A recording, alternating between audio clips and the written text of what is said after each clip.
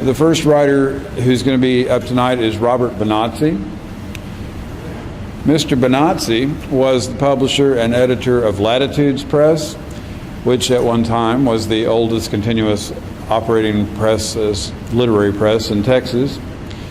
He shut it down around 2000. He came to San Antonio and he helped edit Wings for a while. He did a lot of work with our republication and publication of John Howard Griffin's work, including Black Like Me. But Robert Bonazzi is a heck of a poet and been a first reader on many of my poems, and he's an excellent critic. He is the poetry critic for the San Antonio Express-News when he can get a column in there. And I would like you to welcome Robert Bonazzi. I'm actually not going to read any poetry. I'm going to read a short piece of poetics, more or less a meditation on poetry itself, which is from this 2007 collection, Maestro of Solitude, which Wings published, which was really the first book I had, poetry book I've had out probably in 20 years, just like Jim Haviland over here. This is called Words Blind with Meaning. Poetry shapes the formless, beats time in eternal rhythm, inhabits a space of infinity, animates a universal song, chanting in silence. The poem embodies the spirit, reflects the ineffable, and evokes the unsayable metaphor for becoming. Poetry exaggerates, yet keeps a sense of proportion. A natural poetry of sensation, emotion, and intuition reshaped by intelligence. A wild, dark planet suddenly illuminated. Unwritten lines in the body of nature, understood as imaginative stars of higher frequencies. We become our own extraterrestrials.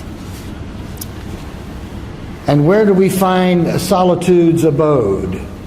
In our ground of being and in the voices of dialogue heard in solitude. Solitude will not hear desperate monologues occasioned by anxiety or insomnia, will not be objectified in a blind sensorium of despair.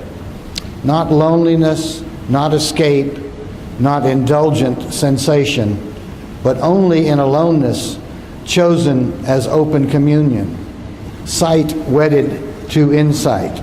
Freedom creating beauty in our interplay. Perception opens the window, but once we glimpse a vision, the mind will close. To look, we must focus, but to see only is to cease searching, to become fixated on a fixed idea. Seeing beyond the symbol to a web of correspondences, understanding the tree before synthesizing the forest.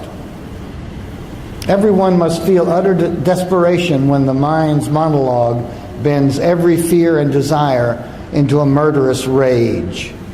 Unanswered questions remain too convoluted and obscure, like a vague void in the throat that fears to swallow. Empty words the tongue dares not speak. Hidden in our fears, perhaps, a trembling courage. What I took to be courage was merely not giving a damn. Falling into absurdity, I thought truth to be discoverable only on distant snowy peaks. A rejected romantic contributes to the delinquency of a minor poet. The cynic reasons that since a desert flower cannot hold its beauty, we must coldly watch her die of thirst. When anger strangles freedom, return to the peace of solitude beyond the revenge horizon. Not even wisdom knows how far to walk on water. Thank you.